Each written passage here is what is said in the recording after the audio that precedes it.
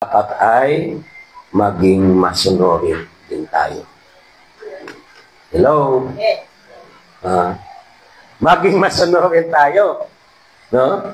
Ito'y pagpapakita, halimbawa sa atin, isang halimbawa na dapat masunurin tayo sa kalooban ng Diyos. Pag maging masunurin tayo sa kalooban ng Diyos, anong ibig sabihin nito?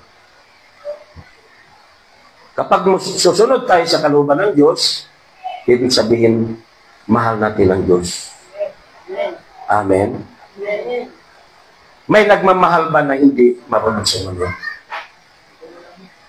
Tanong ko po. Kapag mahal mo ang isang tao nag-utos sa iyo, susundin mo. Pero pag hindi mo mahal, hindi mo susundin. Kapag mahal mo ang isang taong nag-invite sa iyo, pahalagahan mo yung invitation na ginawa ng taong yun. Dahil mahal mo siya. Amen po? Ito ang isang halimbawa. Yung aking kumpare, si Brother Renato Bolante, nung linggo, bago dumating ang araw ng linggo, nag-invite yun.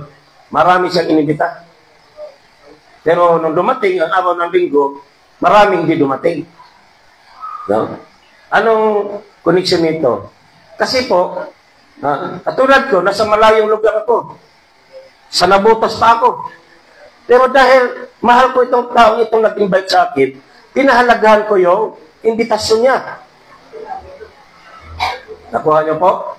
Mahal ko siya, so ayaw ko sumama ang loob niya, magdamdam sa akin. Kaya kahit anong layo ko, gumastos man ako sa araw na yon, ay dumating ako. Dumating ako kasi, bakit ko sinabi gumastos? Siyempre, nag-move ako. Kulang-kulang 300, one way lang. So, balikan yun. Kulang-kulang 600. No? So, anong punto ko dito mga kapatid ko sa Panginoon? Ganon din sa ating Diyos. Kapag mahal mo ang Diyos, gusto mong masunod ang kanyang kalooban, yung mga manggagawa dito, o sino pa mang nandito sa taga rito na manggagawa sa Barugo, nag-invite sa mga iba yan, sa mga nandiyan. Ngayon, itong inimbitahan, kung hindi mo mahal ang Diyos, hindi ka tutugon. Hindi mo bibigyan ng panahon ang Diyos. Nakuha niyo po? Kasi imbitasyon ito eh. Ang gawain ng Panginoon dito sa inyong lugar, sa Barugo tuwing Miyerkules, ay imbitasyon ng buhay. Imbitasyon ng Panginoong Diyos na dapat nating tugunin. Kung mahal natin ang Diyos, masunurin tayo sa kanyang kalooban. Amen po. So yun po ang dapat nating maintindihan na ang gawain ito ay imbitasyon ng ating buhay spiritual. Big celebration. Kapag anniversary, no? Big celebration. Ito kahit na hindi anniversary, celebration pa rin.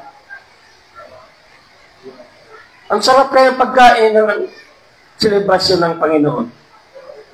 Hindi man pagkain pang physical, pagkain pang spiritual. Di ba? Mga kapatid ko sa Panginoon. So yun po, no? Bigyan natin pagpapahalaga ang pagsunod. Tingnan nyo po yung dalawang ito. Si Jose at si Maria, pinahalagahan nila ang Diyos. Bakit? Sila po ay nagmamahal sa Diyos. Paano mo na lamang nagmamahal sa Diyos? Itong dalawa ito na paggamit eh. Hindi mo basta-basta gagawin o sundin ang utos ng isang tao kung hindi mo siya mahal. Magkasalungat kayo, magkakaaway kayo. Kapag hindi mo sinunod ang utos, alam mo, ikaw isang anak, hindi mo sinunod ang utos ng magulang, magkakagalit kayo. Magkakasalungat kayo. Hindi kayo magkakasundo mag-ina, magtatay, o di ba? So yun po. So ngayon, ang ating dapat gawin, magbago na tayo ng pag-isip, magbago na tayo ng takbo ng ating pamumuhay, maging masunurin na tayo sa kalooban ng Diyos. Amen?